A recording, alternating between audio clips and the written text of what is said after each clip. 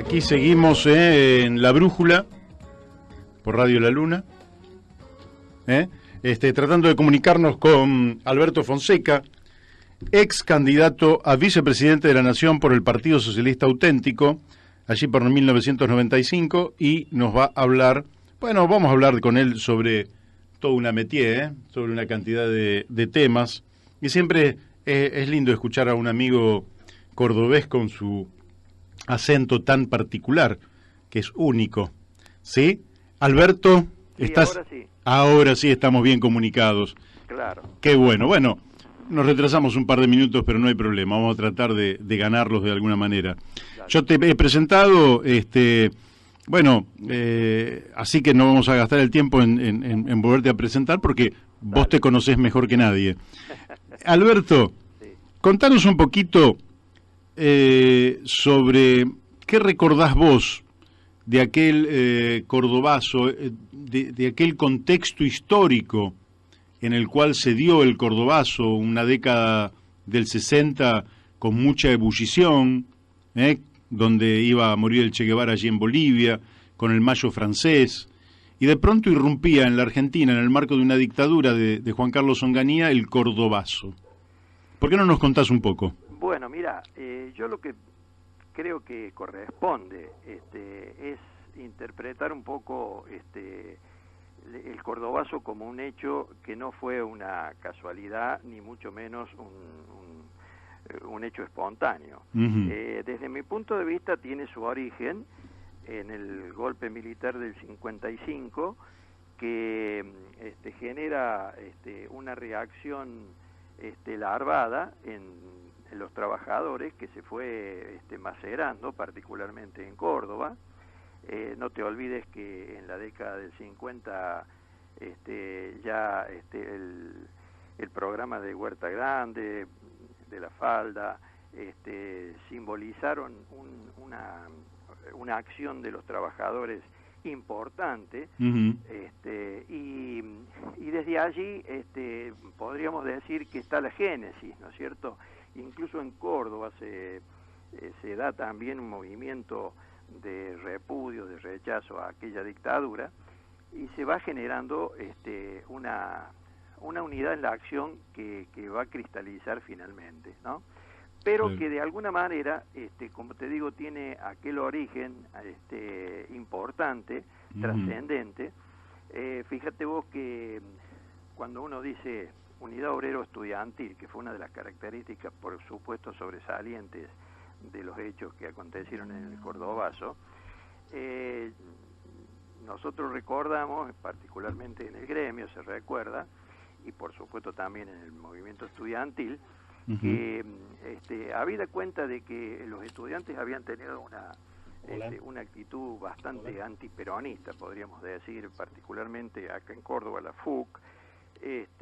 Sin embargo, ya la unidad incipiente contra una dictadura la protagoniza el propio Agustín Tosco, que estaba todavía no siendo secretario general de Luz y Fuerza, pero ya participaba en la acción de la CGT, invita a dos compañeros de la FUC a participar de un plenario de la CGT, y estoy hablando del año 58, ¿no es cierto? Entonces, quiere decir que, y ahí fue uno de los compañeros que de alguna manera tenemos, digamos, militancia común, Roberto Simes, que era presidente de la, de la Federación Universitaria. Bueno, quiero decir que fue un proceso que tuvo su gestación en muchos hechos concatenados. Por supuesto que lo que vos decías recién, yo comparto plenamente. Entramos en la década del 60 en un ámbito o en un contexto internacional de gran trascendencia. Ni hablemos de la Revolución Cubana, la liberación de Argelia, una revolución cultural incluso, te diría, porque no te olvides que en esa década las masas juveniles protagonizaban hechos insólitos, si se quiere, en Estados Unidos rechazando la guerra de Vietnam. Así es. Bueno, la mujer con las polleritas cortas, ¿viste? Generando toda una revolución cultural. Entonces, bueno, el mayo francés, ni hablemos, ¿no? Entonces todo eso era el ambiente y todo eso nos animaba, por supuesto, a nosotros, los estudiantes de aquella época, a estar atentos a la situación mundial y en lo nacional había sucedido un hecho que nos marcó a fuego. Evidentemente, cuando se lo voltea a Ilia, no se voltea a un gobierno cualquiera, se voltea a un gobierno que había tenido la osadía de anular los contratos petrolíferos, que había tenido la osadía de querer hacer una ley como la ley Oñatibia, que nos liberaba del patrocinio de los laboratorios mundiales para obtener nuestros propios medicamentos. Es decir, fueron momentos de gran trascendencia que evidentemente todos nos sentimos influenciados por ello. Pero acá en Córdoba en particular, y en Buenos Aires también, con la noche de los bastones largos, la universidad fue severamente reprimida, no te olvides, e intervenida, ¿no es cierto? Generó, por supuesto, la expulsión de numerosos profesores, y bueno, nosotros, por ejemplo, y acá viene, en todo caso, el clic que a veces tenemos cada uno de nosotros, ¿no? Yo era un estudiante simple, con la idea conservadora, por supuesto, simplemente de estudiar y recibirme y a otra cosa, y resulta que, contagiado por ese clima internacional y nacional, empecé a participar de las asambleas que se generaron con motivo del rechazo a la intervención de la universidad. Y en una de esas asambleas gigantescas que se dio no ya en la ciudad universitaria, sino acá en la Plaza Colón, donde una gran multitud de estudiantes participamos, bueno, fuimos severamente reprimidos, la policía actuó de una manera como lo hacía en esos tiempos, con los carros hidrantes, con la infantería golpeando a palo, ¿no es cierto? Venían por la plaza, por la calle Colón, y nos teníamos que refugiar en las casas, que felizmente la gente en esa época muy solidariamente nos abría las puertas. Lo cierto y concreto es que esa noche fatídica de septiembre del 66, muere Santiago Pampillón. A pocos metros de donde yo pasaba, vi el tumulto, no pude apreciar el hecho en sí, pero cuando llego a mi casa y veo la televisión, sinceramente me generó un desasosiego tan grande que no solamente se me cayeron las lágrimas, sino que a partir de ese momento puedo decirte que cambió mi ideología. Empezó definitivamente a hacer otra mi actitud de rebeldía, por supuesto, y de repudio a esa represión, y bueno, y empecé a necesitar de otras cosas que finalmente, como vos sabés, me transformaron en socialista y a posteriori casi exclusivamente militante de Luz y Fuerza, más allá del título obtenido en la universidad, ¿no es cierto? Sí. Bueno, yo creo que entonces todo eso que puedo decirte fue el comienzo de lo que finalmente cristalizó en aquel 29 de mayo del 69, insisto, no fue un hecho casual, ni fue tampoco un suceso espontáneo. No te olvides que hubo hechos previos, importantísimos, que fueron determinando también la necesidad de una rebeldía de mayor fuerza, de mayor impacto. ¿Qué te puedo decir? Cómo olvidar, por supuesto, lo que sucedió con los estudiantes, porque en definitiva no te olvides que la principal represión se descargó sobre el estudiantado, ¿no es cierto? Es decir, la muerte de Cabral, la muerte de Bello, uno en Corrientes, el otro en Rosario, bueno. Entonces, y todo eso, la CGT y los trabajadores empezaron a cobijar a los estudiantes, empezamos a participar activamente en el seno de la CGT, lo cual transformaba el espíritu dominante hasta ese momento, que no era precisamente lo que había sucedido en la década del 50, ¿no? Así que llegamos, como te digo, a un hecho importantísimo, donde la característica de ese hecho, yo creo que la pinta muy lindo, muy bien el gringo Tosco cuando dice, cuando le preguntan a él qué fue el Cordobazo, y sintéticamente lo dice: fue una rebelión obrera y popular, que surgió de la clase obrera y del pueblo. Ahora, lo esencial del Cordobazo es que los trabajadores y los estudiantes salen a la calle a luchar por sus convicciones.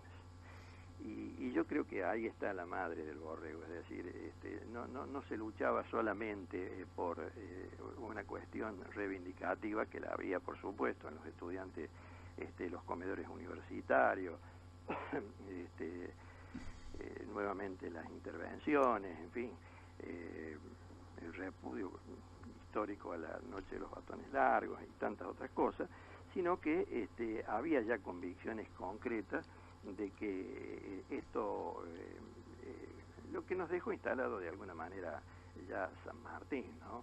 No te olvides que nos deja instalado en nuestra memoria colectiva que en cualquier circunstancia, y por difícil que parezca, el pueblo tiene derecho a luchar por la libertad, ¿no? Sí, Creo sí. que ese fue genuinamente un grito de libertad del pueblo trabajador y de la juventud en Córdoba. Bien. Escúchame, 50 años antes del Cordobazo también dieron otro Cordobazo, que fue la reforma universitaria. Exactamente, que fue, como quien dice, el anticipo del Mayo francés, porque Claro. el Mayo francés quizá no tuvo tanta trascendencia como la reforma universitaria, ¿no? Acá repercutió en Córdoba, pero también en Latinoamérica, porque fue un acontecimiento local que, digamos, abrió las puertas de la universidad al pueblo, rompió con con esa caparazón clerical que la tenía envuelta, y se trasladó, como digo, se trasladó a toda Latinoamérica, ¿no? Así es. Y se formó el Haya, por ejemplo, el APRA, con Haya de la Torre. Con Haya de la Torre, sí, señor. Vos sabés que hay muchos peronistas que admiran a Haya de la Torre, pero ignoran este vínculo entre la reforma universitaria, Claro. Alfredo Palacios, que Sí, fue un gran difusor de los señor. valores de la reforma universitaria, y la gestación de la Alianza Popular Revolucionaria Americana de Haya de la Torre, ¿no? Sí, señor. Y te diría que no te olvides de Mariátegui, ¿no? Claro, efectivamente. El gran pensador latinoamericano que tiene escritos específicamente sobre la reforma universitaria y su significado, ¿no? Social y latinoamericano. Así es. Así que Córdoba, y ahora nos venimos 50 años para acá, Sí. Y ya venimos a la actualidad. Mañana se cumple justamente el nuevo aniversario. Sí. Bueno, los trabajadores organizados han planteado un paro para el día de mañana. ¿Cómo estás viendo vos esta realidad de nuestros días? Y bueno, mira, qué coincidencia, ¿no? Los tres gremios que encabezaron las luchas, aquellas por el Cordobazo, la realidad política de Argentina ultraliberal, los tiene muy mal. Luz y Fuerza está atacado desde hace más de un año, sin aumentos salariales, pretendiendo que se modifique el convenio colectivo en términos unilaterales por parte del gobierno de Córdoba, pero evidentemente incluso privatizando periféricamente la empresa, y con una perspectiva sin duda de demostrar que los trabajadores lejos de trabajar no tienen derechos, sino tienen privilegios, y por lo tanto son los responsables, fíjate vos qué absurdo, de los tarifazos, y con ese criterio atacando al gremio más importante, si se quiere, o con más tradición de lucha, Claro. Córdoba, claro, después no le va a resultar tan difícil, ¿no es cierto?, el resto. Pero bueno, se está resistiendo enormemente, hay una lucha frontal contra el gobierno provincial, pero defendiendo, por supuesto, la empresa estatal e integrada, que es la última que queda en Córdoba, y no sé si en el país cuántas quedan ya a esta altura, en lo concreto que, bueno, esa es una gran lucha que se está llevando adelante y que lo pone el gremio en tensión desde hace más de un año. Después tenés la UTA está intervenida, después de un gran paro que hubo el año pasado, donde participaron las bases, pero le costó a los pobres chicos que estaban en ese momento sin conducción local, con un cuerpo delegado, le costó todo, porque le echaron gente, fue tremendo. Y el ESMATA, que representa a los trabajadores fundamentalmente vinculados a la industria automotriz, y bueno, ya sabemos, ¿no es cierto?, hay suspensiones, hay planes de achicamiento permanente, entonces, como te digo, los tres gremios más importantes de aquel entonces, hoy también están complicados. Y claro, no es casualidad, vos sabés bien que la política de esta gente es una política de saqueo. Cuando digo esta gente me refiero tanto al gobierno nacional como en este caso acá en Córdoba al gobierno provincial, que con un leve matiz y que pretende, como podríamos decir, aparecer casi como opositor, está haciendo exactamente lo mismo, no solamente funcional a las políticas nacionales, votándole las peores leyes, las peores actitudes políticas del gobierno nacional, sino también, insisto, llevando adelante acá una política totalmente de exclusión y no de inclusión. Bueno, yo creo que este es el marco en el cual los trabajadores vienen diciendo que no somos los mismos desde hace 50 años, pero tenemos las mismas convicciones y el mismo compromiso que se heredaron de aquellos tiempos, ¿no? Así que ese es un poco el convocante principal. Hay un sector más luchador que otro, por supuesto, siempre los hay, ¿viste vos?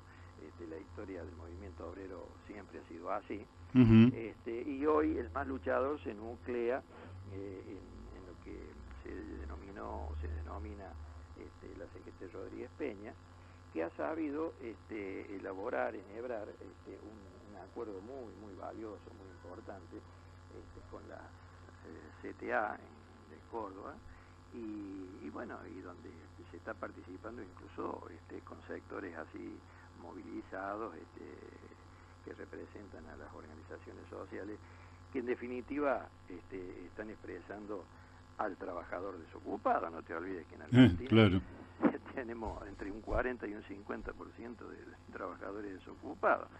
Felizmente se nuclean en estas organizaciones de todo tipo, ¿no es cierto?, la CETEP y cuantas otras, pero que también, insisto, se encausan ahora en esta multisectorial que se ha llegado a denominar en conmemoración del 50 aniversario del Cordobazo. Pero quiero dejarlo bien aclarado esto, porque a lo mejor se crea que puede ser nada más que una conmemoración y punto. No, hay todo un plan de lucha, porque esta es una política nacional que proviene de lo internacional, ya lo sabemos, ¿no? Sí, claramente. El financiero domina el mundo y controla los países, y a nosotros nos quieren hacer jugar un rol que ya lo venimos peleando, si se quiere, desde 1810 hasta la fecha, y no lo hemos podido resolver, ¿no? Así para es. ello nosotros tenemos economía de primarización y punto. Tenemos el destino de enviarle los productos del campo, los productos, la materia prima natural, ¿no? Es decir, que en esta etapa, para colmo, se ha intensificado a un nivel de saqueo espectacular, y creo que ese es el verdadero marco que nosotros tenemos que analizar, ¿no? Así es. Alberto, desde ya que comparto plenamente lo que decís, te manda un abrazo, esto es un poco anecdótico, Rufino Ávaro. Avaroa. Ahí está. Tenés otros que saludan, pero no te lo voy a decir porque a él lo conoces mucho. Sí, no solamente lo conozco, sino que somos primos. Sí, me dijo, pero yo no me digo a ver si me equivoco todavía. Bueno, me acompaña Daniel de Abrantes, que te quiere hacer una pregunta. Sí, cómo no. ¿Qué tal, Alberto? Qué gusto hablar con vos. Qué gustazo, che. Escúchame, bueno, nos interesa la opinión de un cordobés sobre las últimas elecciones en Córdoba. Y bueno, mirá, las últimas elecciones en Córdoba fueron demoledoras en cuanto al apoyo que recibe Schiaretti, pero lo viene haciendo, es como te podría decir, era un final cantado. Y sobre todo por el hecho de que se desmontó desde lo nacional hacia lo local una hermosa lista, te diría yo, que había comenzado a expresar lo que nosotros entendemos como lo más realista, es decir, una lista que en definitiva nos incorporaba a todos los sectores populares, y cuando digo sectores populares no solamente me refiero a los partidos políticos, sino también a los movimientos sociales, incluso muchos sindicatos que estaban apoyando esa lista, como el Surbac. Iba de primer candidato a diputado Franco Sallén, un chico de 30 años que ya ha sido hasta fin de año es diputado provincial. Bueno, lo cierto es que ahí la encabezaba Carro, un joven también, pero que es dirigente de ADIUC. Entonces, a esa lista nosotros la habíamos peleado. Cuando digo nosotros me refiero a todos, ¿no es cierto? No era pura y excluyentemente kirchnerista como pudo haber quedado evidenciada a nivel nacional. Estábamos muchos sectores integrados allí. Y lo más importante y lo más trascendente era que la inmensa mayoría de los candidatos eran luchadores sociales. Lo cual, y fíjate vos, y encabezada por un dirigente sindical, ¿no? Entonces, yo creo que era lo que verdaderamente nos hace falta, es decir, listas políticas que expresen la lucha social del pueblo. Bueno, todo eso que se había logrado conjugar después de, te imaginas cuántas conversaciones y acuerdos, por supuesto, finalmente se había dado en un acto hermoso que se hizo acá en la Sociedad Belgrano, que se llama, y donde habíamos ido 5.000 personas a ese acto. Bueno, fue un jueves, el viernes había que presentar la lista, y una hora antes, desde Buenos Aires, se ordena que esa lista no se presente. Yo creo que eso fue lo que marcó la elección de Córdoba, el bajar esa lista que, como digo, iba a encauzar no menos de un 15 y podríamos haber llegado a decirte hasta un 20% de los votos más populares de Córdoba, ¿no? O sea, los sectores más populares. Y bueno, al bajarse esa lista, todo se confunde y Schiaretti aparece como enarbolando las banderas, te diría, del caudillismo provincial frente al unitarismo porteño, yo que sé, esas viejas historias que fueron realidad en una época, pero que hoy son una mentira absoluta. Ya los vemos a todos estos absolutamente combinados en una misma actitud política y en definiciones concretas que se traducen en leyes y se traducen en acciones, incluso de represión.